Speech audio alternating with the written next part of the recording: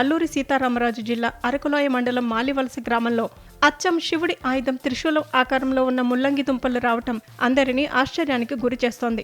ఈ వింతను చూసేందుకు స్థానిక ప్రజలు భారీగా తరలి వస్తున్నారు.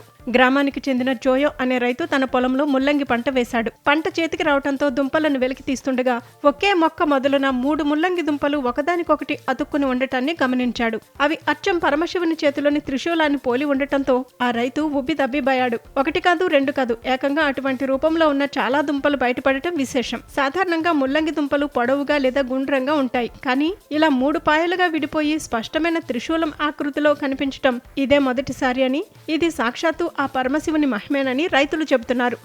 ఆ రైతు ఆనందంతో ఆ వింత ముల్లంగిని గ్రామస్తులకు చూపించగా ఆ వార్త దావానలంలా వ్యాపించింది. ప్రస్తుతం ఈ త్రిశూలం ముల్లంగి ఫోటోలు, వీడియోలు సోషల్ మీడియాలో తెగ వైరల్ అవుతున్నాయి. నెటిజన్లు సైతం హరహర మహాదేవ అంటూ కామెంట్స్ చేస్తున్నారు. కూరగాయల్లో ఇలాంటి విభిన్న ఆకారాలు అరుదుగా కనిపిస్తాయని వ్యవసాయ నిపుణులు సైతం పేర్కొంటున్నారు.